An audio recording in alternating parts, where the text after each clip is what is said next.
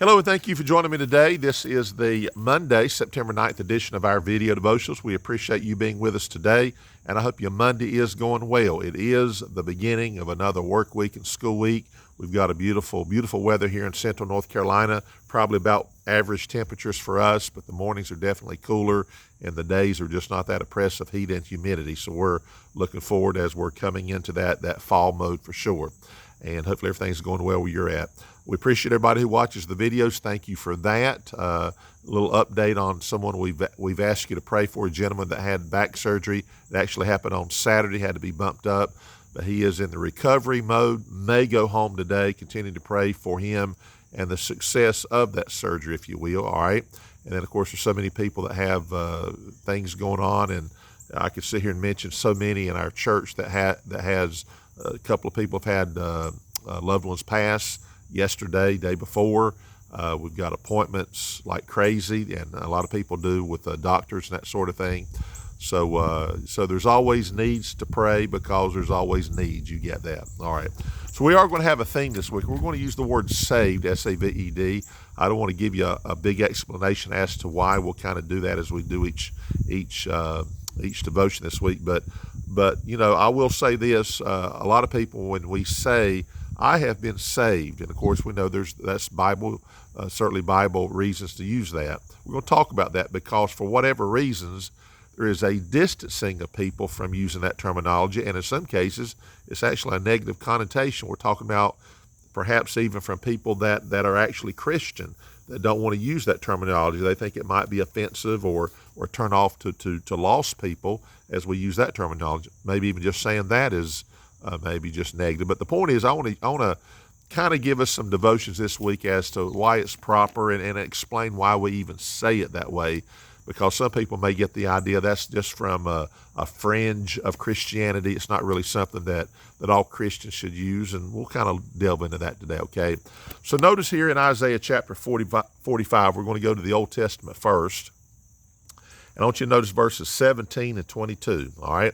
I'm going to read them and just give a brief explanation. Verse 22, we're going to look at that a little bit more in depth because a famous preacher was saved from this reference, all right? So notice here in Isaiah 45:17, it says, "But Israel shall be saved in the Lord with an everlasting salvation. Ye shall not be ashamed nor confounded, world without end." Now, I know most people say, well, you're talking about, in some cases, either the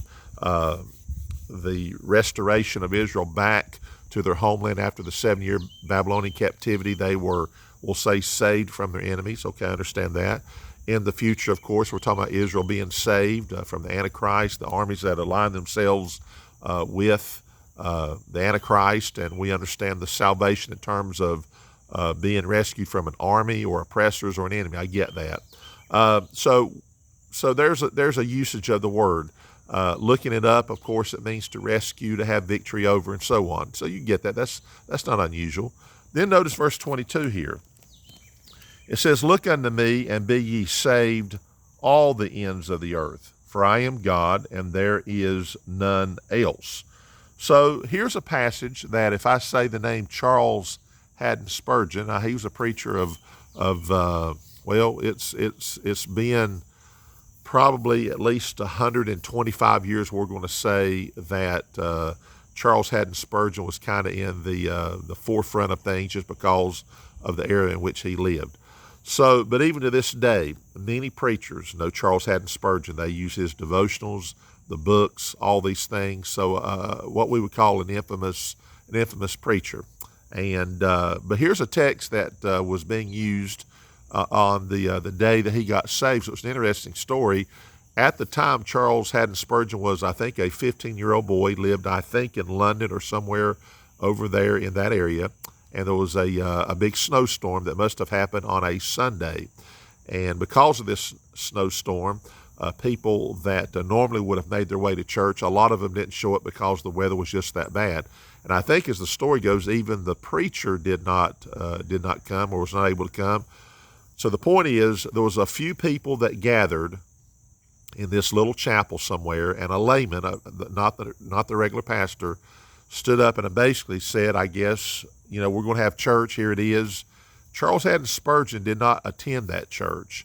I don't know if he was even a regular church attender. He did not profess to be a Christian. But to get out of the snowstorm, he saw this chapel or this door in which he could go into, and he went up into the balcony, as the story goes, and he just sat there, not really under the guise of attending church, but just to kind of get out of the storm for a while. Well, he was a visitor. He would be someone that people didn't know, evidently. And the layman used this passage here and actually pointed up to and kind of pointed out this young man and said, young man, if you would look unto Jesus, then you could be saved, using the terms that we're familiar with as far as being saved and salvation come to us. Well, he did get saved, and this is the passage. So the point I want to say is, you may say, well, that's an old story. There's a reason why we don't use that terminology any longer. Yeah, but it's in the Bible. And we're going to find out this week if indeed it's proper and right. Now, I know I'm kind of being the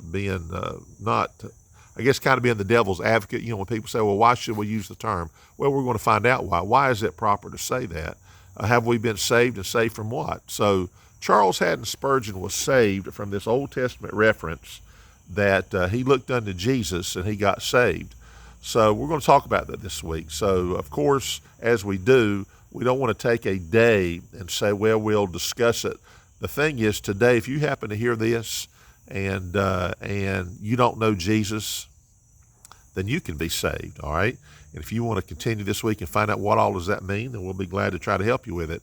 If you're already a born-again Christian, you're saved, as the Bible uses that terminology, then thank God you're saved, and thank God you have victory today, and thank God you've been rescued from many things, and we'll talk about that.